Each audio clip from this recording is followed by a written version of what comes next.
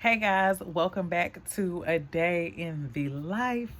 If you are new to this space, I just want to say hey and share a little bit about what this channel is all about.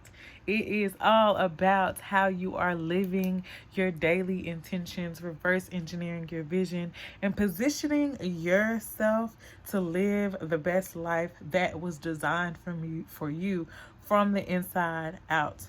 In other words, we switching things up, we revolutionizing, we evolving, becoming, believing, and sustaining. We're doing all the things. And if you are already a part of the Rev Up tribe, hey, thank you for joining me again.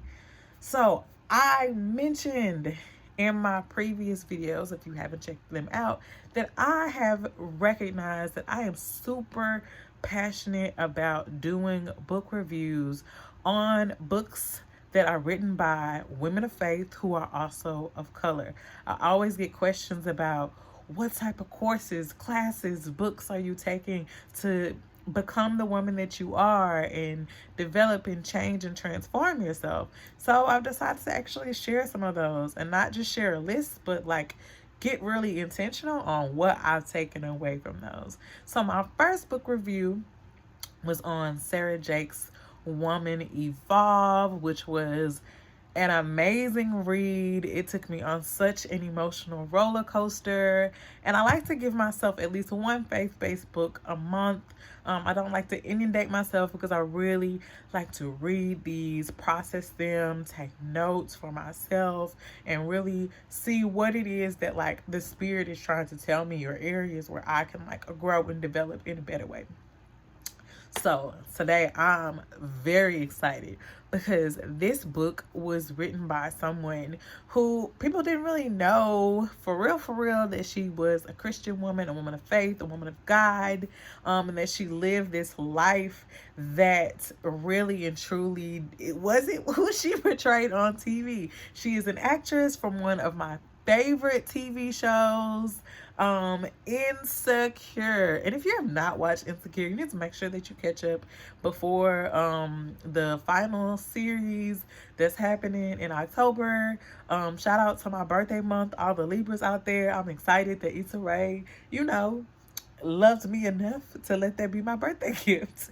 So no, it is not Issa Rae herself, but it is her best friend Molly. Yes, Molly, who is also known as her government name, Yvonne Oriji. I have followed her story since finding out that she has decided for herself that she's going to be celibate since marriage. And that really like piqued my interest because I've not ever really heard of a lot of actresses playing the role that she plays, and choosing to also be celibate. And I was like, "Ooh, who is this woman? I'm interested to know more." And then I was like, "Oh my God, she's literally a woman of God."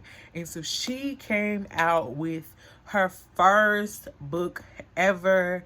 It came out during the same time as Sarah Jakes Roberts. So I got them at the same time, but I read them literally 2 months apart. And y'all, this book is golden.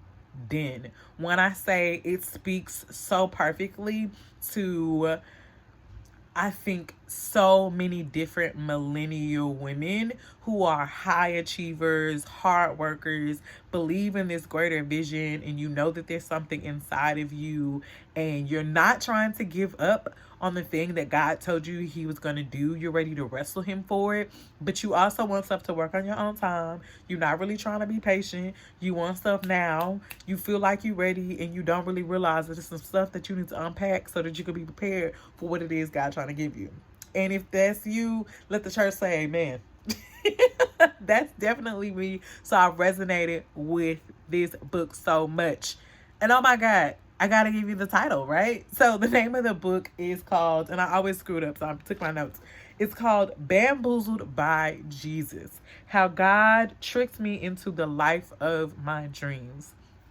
The title alone, people were really kind of side eyeing it, but I love books that have those kind of titles. Another book that I'm definitely going to do a review on, the author, Gay Girl Good God. That was one of my favorite books. I might do a review on that. But this book by Yvonne Oriji, Bamboozled by Jesus, It's really exactly what it says, you know. It's like you say yes to God and you don't even know exactly what you're saying yes to, but like God like shows up in a way in your life over and over again, even in the very difficult times in the thick of your life, where you're like, you know what, God, you tricked me again, you did it, but your intentions are good, so I'ma let it ride.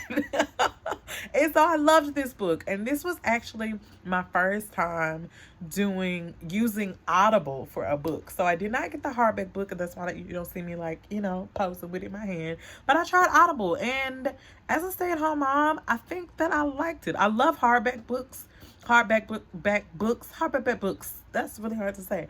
I love those books, but this time I enjoyed it because I'm about to call a girl Molly. I love Yvonne Oriji's voice, her storytelling, she's super animated, her antics, like her inflections on how she shares her story. It was just so engaging and exciting, and also really easy for me to keep up with because I'm, of course, a stay-at-home mom, so I need to be able to, like, you know, I'm trying to learn and listen, but also take care of my son. So let's get down to this book review. It's going to be very detailed. Yes, your girl has compelling notes because I'm not trying to shortchange y'all. Because I know folks out here be like, you know what, I want to get into reading, but I need to know if it's worth my time. So I'm going to definitely let you guys know if this book is worth your time. So it is a 5-part series book with a bonus section called Bamboozled Beliefs. I will be focusing on the 5 parts and a chapter from each part that really resonated with me, and hopefully it resonates with you. And then we're going to talk a little bit more about how these things like have really just appeared in our life throughout the whole thing. So let's get into it. Part 1 is titled The Burden. I love it because she begins with this concept and this idea of like your gift actually being a burden and you not really knowing how you're supposed to use it. Chapter 5 was my favorite chapter. It's called Faith It Till You Make It. And it's crazy because I never really heard anybody say this phrase that's not like in church or churchy. I used this phrase in college. This was my college mantra. Literally, it was like, girl, I'm gonna faith it till I make it. I'm gonna faith it till I make it. Like, that's what I'm gonna do. And it's like, you know, really like living and operating in solutions. So it's so easy for us to get to a place where like it's problems, and all we can do is see our problems.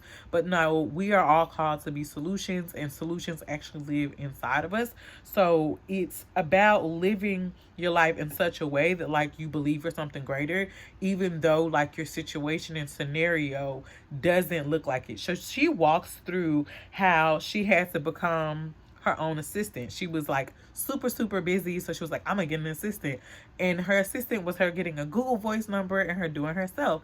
And for those of us who run our own businesses, we know what it's like to be the CEO, the accountant, the the HR. We know what it's like to be on all those levels, and that is an example of faithing it till you make it. Let's fast forward to part 2, the building. She gets really clear on how the building process spiritually really begins with like breaking down things about yourself that you really needed to work on, but maybe you didn't recognize. But like God begins to reveal to you like the sinful nature that you have as a human. But also in his revelation, he shares how he wants to love on you to build you to who it is he knows you're truly going to be. So chapter 9 is called Let God God. I loved this section. It checked me so many times because it's all about people like me who are super type A to learn to stop trying to control everything. You know, her scenario that she gave with this one was really great. Was, you know, God told her she already didn't have enough money for rent. God told her to put half the rent money that she did have in tithing. And y'all know God be asking for crazy stuff. And you know when it's something crazy and outlandish and giving something that you know you ain't got, you know it's God. And you be like, hold up, wait a minute. Like, God, you already know, like, I'm in a bind. Why you gonna ask me to do this? Like, what's good? Like, come on now, this don't make no sense. And so God tells her to do that. and she does it, and but in the same breath she's dictating to God how she thinks he's going to show up. And so it shows us also that, like, let God is not limited by how we think that he should work, even when we've done the thing that he asks us to do, and he doesn't operate on our timeline. And that's a really difficult thing for me also. I'm learning about that. And it's, learning to stop trying to reason all the time with God, and understand that, like, he sees the bigger picture and he controls everything that's going on, and releasing that control to, like, really take in his sovereignty over all the things in your life, and to know, like, he's a God that doesn't lie, so he's going to show up for you. So believe in that, even though what he's asking you to do is crazy. I understand. I've been there. I've been asked to do crazy things, and I'm like, God, this don't make no sense. But you know what? You already know I'm going to do it, and I'm going to keep trying to reason with you, but you know I'm going to do it. I'm going to probably do it grudgingly, but I'm going to do it. So it should count, right? So that's part 2. Part 3 is called The Breakthrough.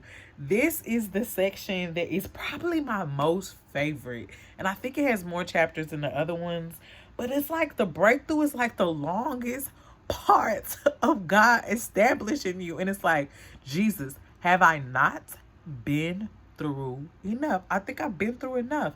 And Yvonne shares this sentiment really beautifully in chapter 14, which is called Focus on Your Focus.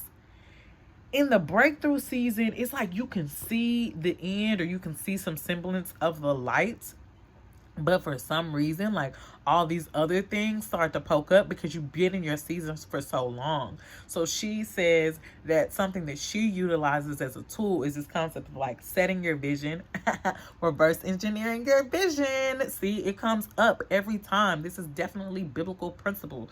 But yes, set your vision, put your blinders up, and stay in your lane.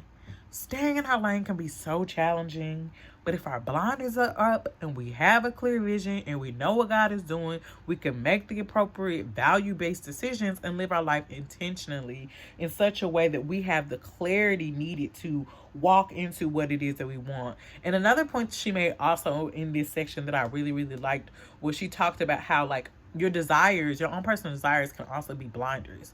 So it's like, man, like, I'm working hard. I'm doing this, I'm doing that, but I still haven't gotten to this thing. That means that your desire is your blinder. Your desire is not even, like, the focus in your vision. Like, focus on your focus. Focus on what it is that you need to be focused on, which is seeing it through and believing that God said he's going to do what he's going to do. Put your blinders on, put your head down, and do what it's going to do, because God going to make it do what it's going to do, baby. Like, that's what's going to happen. All right, let's hop into part 4.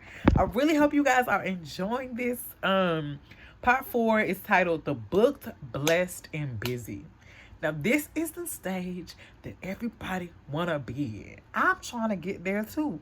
But it's these steps, it's these stages, it's levels to where you're going, right? And so the Booked, Blessed, and Busy, chapter 17. I cannot remember the title of it. I thought that I wrote it down, but it's cool. But it really focuses on this idea of, like, heart check. And you're just because you're working it doesn't mean you're worth it. And don't let your talent, that's what the chapter's called, don't let your talent write a check that your character can't cash. Don't let your talent write a check that your character can't cash. I love this chapter because this aligns so much with my approach of reverse engineering your vision, because so many times we want this thing, we want this blessing, but we don't recognize that the person that we are right now will be completely crushed underneath that blessing, because we haven't become, evolved, and beheld the things that we need to behold so that we can actually sustain and maintain that blessing. And I talk about that a little bit in my manifestation versus reverse engineering video, so make sure you check that out. But this chapter, she talks about how your motives and your values reveal your character, and it's really a heart check, like really figuring out, like, why are you making these decisions? And this is why it's important to understand your values, but also have your values anchored in your faith in such a way that, like, your heart is being checked with the decisions that you make, that you're not making decisions selfishly, but you're making them based on the values that have come from the spirit that have helped you to be where you are. And so you need to figure out the type of person required to sustain the thing that you want. So if you're saying, I want to be, I want to make six figures, cool, that's great. What type of person do you need to become to maintain six figures? What type of mindset do you need to have? What type of daily practices do you need to have? What does your environment need to look like? What beliefs do you need to share? What people do you need to let go? What type of practices do you need to stop? Do you need to start going to sleep at a certain time? Like, you gotta really do that work and really check yourself in such a way that, like, you have the integrity, character, and excellence required to maintain what it is that you want to receive.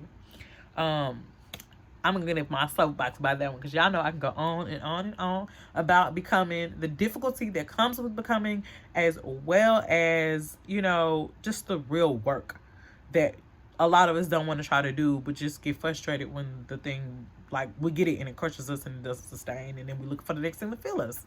We don't want to live like that. None of that over here. Last but not least, we have part 5, the bonus. Chapter 24 is all about learning the joy and responsibility of your blessing. There's a responsibility that comes with being elevated to a next stage of our life. And that responsibility also comes with joy. So it's not just a work situation, but it's this is the joy. This is the thing that I've prayed for. Let me revel in this, and let me be grateful to God for putting me in the position that I once prayed for. Let me not be trying to seek the next thing. Let me remember the character that I developed, the person I became, so that I can sustain this, and so that God can move me to the next phase when it's possible.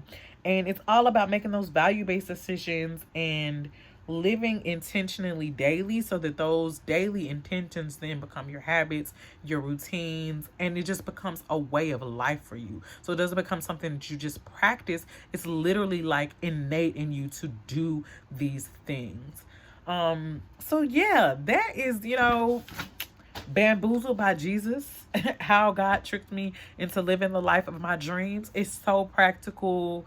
It's funny. She's comical. She chats a little bit about this idea of wanting it to be a mix between DMX, God, and Chris Rock, and she does it effortlessly. This woman is so gifted. I'm looking forward to everything that Yvonne Oriji produces.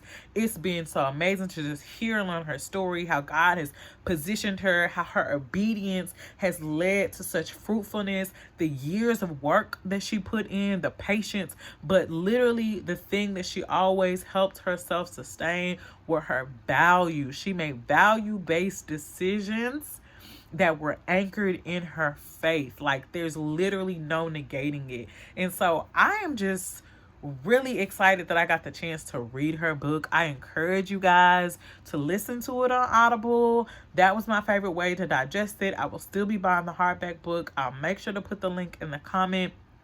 And if you guys have books that you want me to read that are faith-based and written by women of color, that are also faith-based preachers, speakers, actors, actresses, any books like that, let me know in the comments. And if you are not subscribed to A Day in the Life, make sure you do that and hit the notification bell so that you guys can be updated on every time we're on here reverse engineering our vision.